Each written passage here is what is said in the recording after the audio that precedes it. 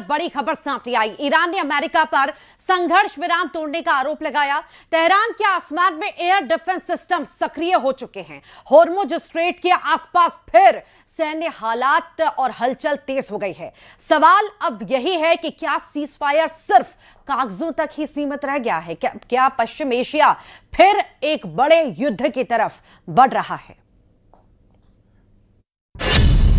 पश्चिम Asia में जंग फिर भड़कने वाली है।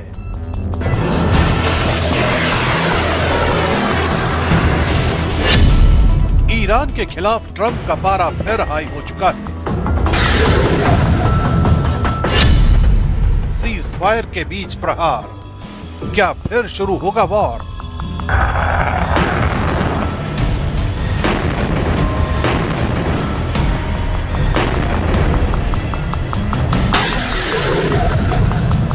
तेहरान से लेकर स्ट्रेट ऑफ हॉर्मुज तक अचानक बड़ी सैन्य हलचल ने पूरी दुनिया की चिंता बढ़ा दी है। ईरान ने आरोप लगाया है कि अमेरिका ने संघर्ष विराम को तोड़ा है। दक्षिणी तटीय इलाकों में दुश्मन हमलों की खबरें सामने आई, लेकिन किसी तरह की जनहानि नहीं होने का दावा किया गया है। उधर ईरान ने अमेरिकी कार्रवाई के जवाब में अपना शक्ति प्रदर्शन शुरू कर दिया है। ईरानी नौसेना की मिसाइल और ड्रोन यूनिट्स ने कथित तौर पर अमेरिकी टैंकरों और सैन्य गतिविधियों के खिलाफ जवाबी ऑपरेशन चलाया।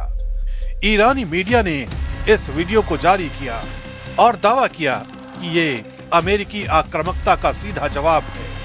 हालांकि अमेरिकी राष्ट्रपति डोनाल्ड ट्रंप ने ईरानी जवाबी कार्रवाई को बेहद हल्के अंदाज में पेश किया।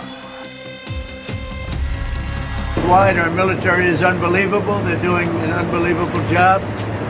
We're negotiating with the Iranians.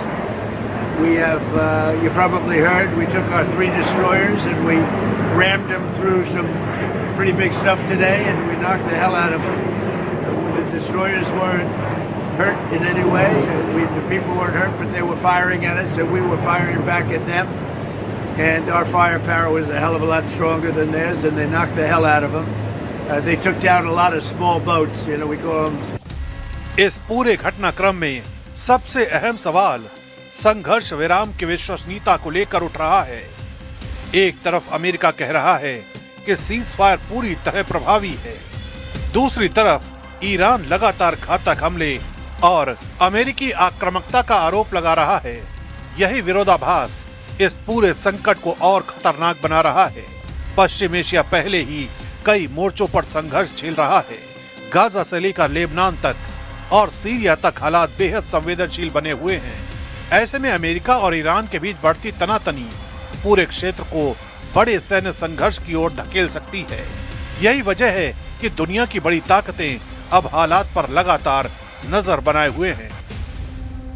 We're not going to give them the right to have a nuclear weapon. There's zero chance, and they know that, and they've agreed to that. Let's see if they are willing to sign it. Hormuz strait के आसपास सामान्य स्थिति लौटने के दावों के बीच सैन्य गतिविधियां रुकती दिखाई नहीं दे रही हैं।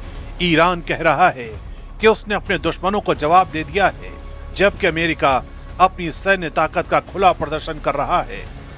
इस पूरे घटनाक्रम ने ये साफ कर दिया है कि सीज फायर के पीछे अविश्वास की गहरी दीवार मौजूद है। दोनों देशों के बयान अब सिर्फ कूटनीतिक नहीं, बल्कि मनोवैज्ञानिक युद्ध का हिस्सा बन चुके हैं।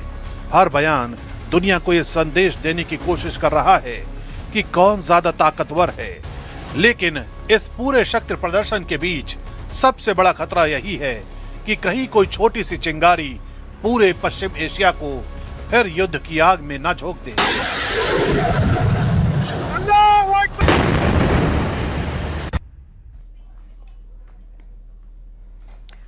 और इसी के साथ ही फिलहाल के लिए इतना ही। नमस्कार।